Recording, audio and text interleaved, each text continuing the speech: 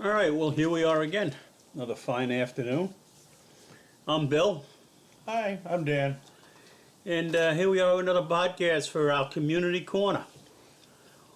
And as I always say, as you can see in the bottom of the podcast, is our email address. Please feel free to send us any comments, whether you like us or don't. Let us know. Before we get started, we have our Community Corner podcast disclaimer, of course. This podcast is for informational purposes only and should not be considered legal advice. We are not attorneys.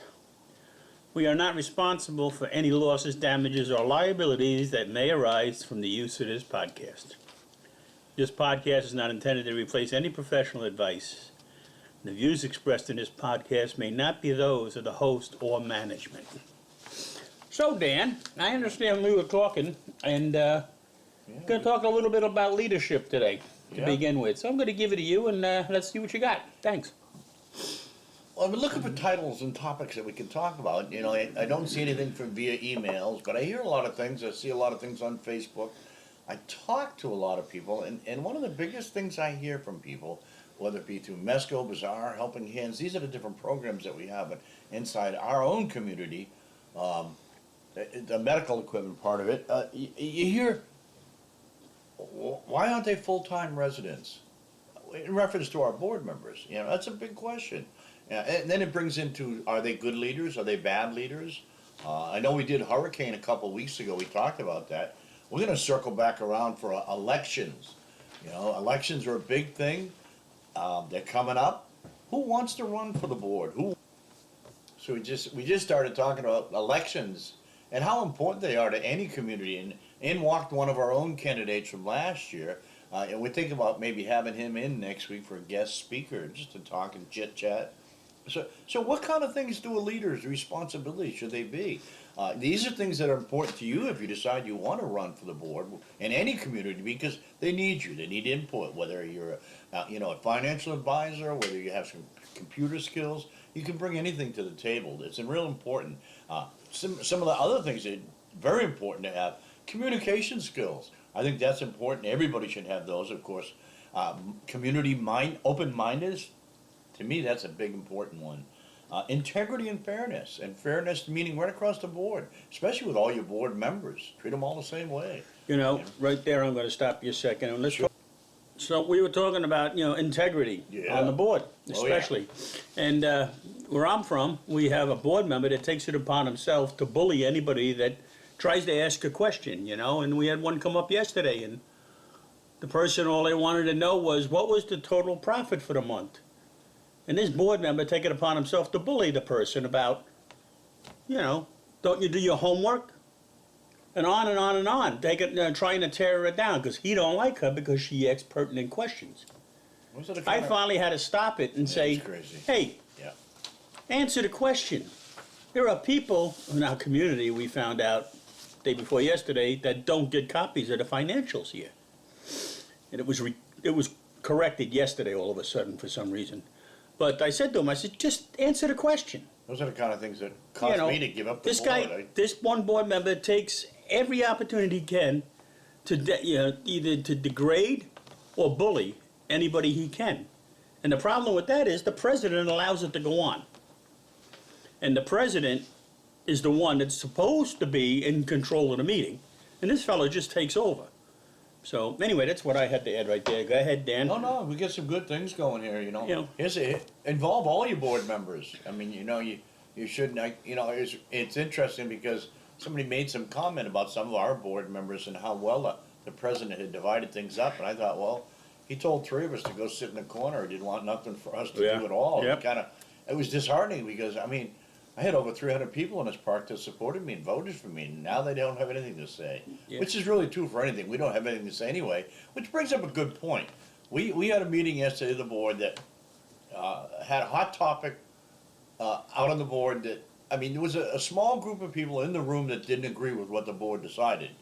So it begs to me to question, is that really the community's feelings? Is it the silent majority not saying anything, meaning that they support the board making that decision and possibly causing us hundreds of dollars or even hundreds of thousands of dollars over 5 years, as a friend pointed out yesterday. It's kind of crazy, you know? Well, like you're saying, Daniel, just with the thing that happened yesterday, the contract they were talking about is worth over $5 million. Yes, big money. And actually more than that, right?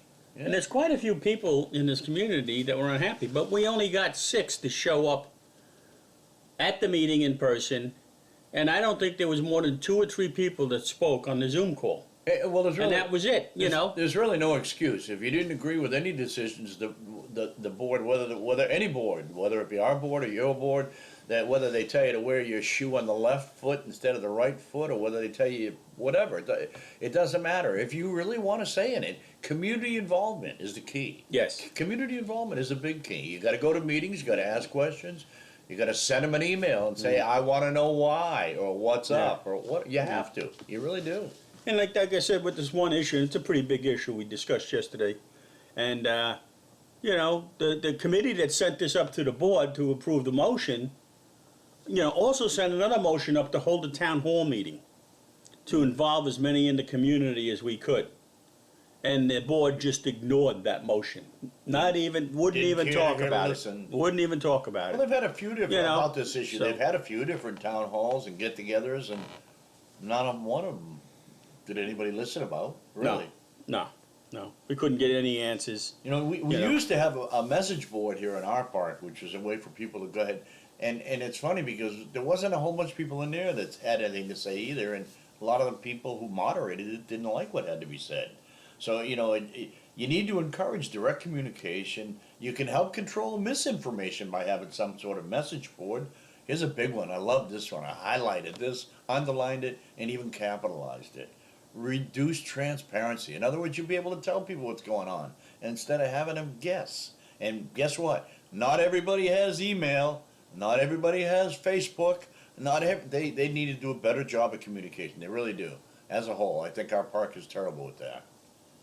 Yeah, well, there's no transparency. That's the biggest problem. Yeah, exactly. And if not, provide alternatives. You didn't provide any alternative whatsoever. I mean, if you're going to shut down a message board where people might have had a face or a voice in some way, at least offer them something like the town hall that we just spoke about. Right. What's wrong with that? Yeah. You afraid? They haven't had one since this board took over this year. No, it's And crazy. because basically that's telling the community, we don't care what you have to say or think. We're going to do what we want. Yeah, and that brings up my next, which is really good. When I ask questions about like what are leaderships and what are responsibilities of leaderships and things like that, here's a good one that came up. Listen, listen to people.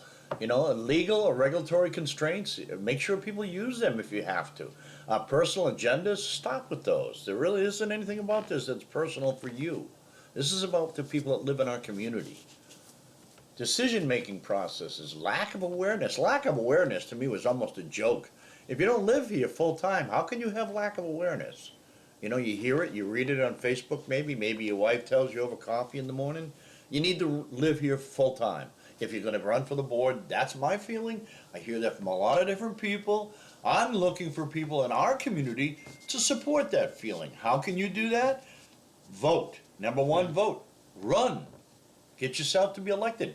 Talk to your neighbor. Maybe they want to run. Come out of your shell. Have a say. You may not go anywhere with it, but at least you know you tried. That's a big key. Well, I think what's going on too, Dan, over the quite a few years here, people have been bullied so much by the different board members. And it's the same board members mostly. And I wish we you'd get a stop couple it. of new ones. Yeah, I wish I'd you'd stop it, Yeah. Bill. But they've been bullied so much, people just don't want to be bothered, And Well, that's it. But they don't get involved in the big issues. Like I said, they're gonna bring in a huge contract here on top of us, and not giving the members anything to say. At the committee meeting, there was a bunch of people in that room that did not want the committee to push that motion forward. The committee didn't care. They still did it. That vote was already set before we even started the meeting. And there was more than 6 people that said that. Yeah, it definitely was. The room was about 3/4 full that day, and it's like people just give up. But that's what they're planning on. Yeah. That we give up. No, it's not giving up. It's very hard for me to sit on a board, and I was elected by over 400 people in my community, right? And I get 2 or 3 of them sitting in the board meetings. I understand, it's boring, this and that. But the board member that you elected needs the support. You know, like yesterday, there was 6 people in the room, and I'm sure all of them voted for me, right, when I was elected 2 years ago. But that's only 6 out of all those people. So, yeah, we need more people involved, definitely, Dan, you know, and any way that you can. So, You look at this list here that I put together about member involvement. All these different things, address concerns directly concern the concerns themselves. Target involvement opportunities. Make it convenient for people. There's a lot of people in this park that still work for a living, and that's working all the time now. yeah. Tailor your communications. Here's a whole thing about snowbirds. I'm not trying to pick on snowbirds at all. No. I love having the park full. I love you coming down and spending your money. But I want you to know what's going on. I don't want you to hear about it on Facebook. I don't want you to see it on, email that somebody sent you because they don't like their neighbor. I want you to live it. I want you to be here so you can actually be involved and help the community as a whole. Yeah. Well, like this last hurricane we just went through, it took like, what, 5 days before we heard from the president? Yeah. You know? Yeah, well, And he's a part-timer, you know? there was a little patting on the back yesterday about our management company doing a great Yeah. job with that. I don't want to pick on people like that, but I thought it was kind of interesting. I was helping one of my neighbors with siding. I actually got to learn about doing siding. One of my neighbors who did construction kind of guided me to show me. And we're up on a ladder, him on one end, me on the other. And watched one of our maintenance guys come by to pick up a big, huge pile of brush and tree limbs. And he piled up about a third of it on his cart and drove away. And I thought it was interesting as I heard the cart started, because it's gas. I hear as I'm up on the ladder, I turn around. He's leaving already. Huh, interesting. Well, he left, and he came back. He came back with the other truck and then the other worker, and they never touched the pile at all. I thought it was kind of interesting and that was on a Friday, so I thought, well, maybe it's a weekend, you get a lot more to do, you're going to go home early. Well, then, Monday morning, the maintenance supervisor was dropping off a cart for the neighbor to do it himself. I was like, oh boy, I just didn't understand that. Yeah, I know. You know, did you see the pile around the corner from my house? Oh yeah, they're everywhere. It's been there since Milton. Well, the tractor that we had completely rebuilt a few months ago. Yeah, well, the grappling arm don't work on it no more. overdid it.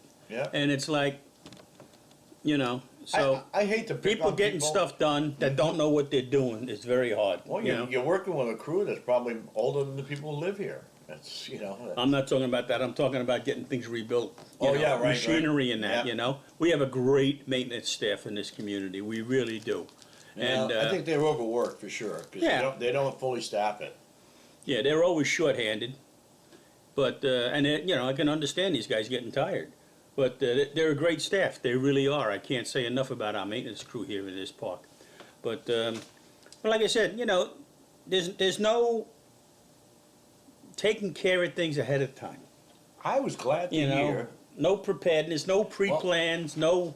Well, that brings up this part right here. I was glad to see that they talked about generators yesterday, or points of failure for hurricanes, and they've actually tasked a committee to look into that. Yeah. Which I was concerned about. I spoke with you about the meeting. Yeah, beforehand. But they did. They figured they were going to have a problem because I'm sure they got a lot of complaints when the sewer lift station went down during Milton because we didn't have any power. So and they were told not to flush their toilets. That's not a good situation. Especially when they tell us we live in a 5-star park, and there's a few things going on that I don't think is a 5-star park. What do you want to hear about here and our community, ourselves? People hear this, they listen to it, we hear comments about it. So tell me, what do you want to hear? Yeah, definitely. That's why that email is up there, And of course, a lot of you out there know the two of us personally. Don't hesitate to give us a call. We'd be more than happy to talk to you. Well, I brought up the leadership as possibly the topic today because that's what people told me. They wanted to hear. They wanted to know what was going on. Why do they do the way they do it? Yeah. Why do they live here part time? Yep. They tell us what they're doing and how they're doing it, and that's it. And they don't want any feedback, and they don't care if you don't like it. That's just the way it is. We're told, And that's no way to operate a community that's got quite a few members, and everybody's entitled to an opinion. We know that, And my opinion's not always the right one, I know that. But I speak from a lot of experience, in my my life before I retired. I have a lot of experience in doing a lot of the stuff that goes on here. And of course, like Dan said earlier, there's a few of us who were told to go sit in the corner for a whole year. And they don't want us involved at all, so I don't get involved. I speak from your voice. You're the people that tell me about these things. I don't go up and just make up this stuff or toss and turn in bed at night saying, what can I talk to Bill about tomorrow? Trust me, these are things that you've brought up. Yeah. Yeah.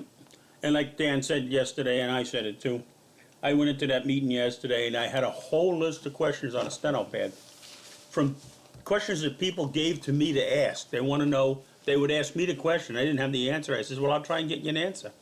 I get about halfway through that list and they practically cut me off because they don't want to hear it. All that'll come out later on. I says, and you're going to sign a contract without this information? So it leads you to believe there's other things going on, and who knows? So what kind of things you want to hear? Maybe you might want to tell us something. Yeah? Candidate number 2 from last year. We won't divulge his name. And we'll even kind of gaggle his voice. Talk like, yeah, there you go. Yeah. Like he's Donald I like Trump. to see him be more, and have more input to that the shareholders have more input. More input from the shareholders as a whole. Yeah, it's a Yeah, good good topic. point. Good Yeah. point.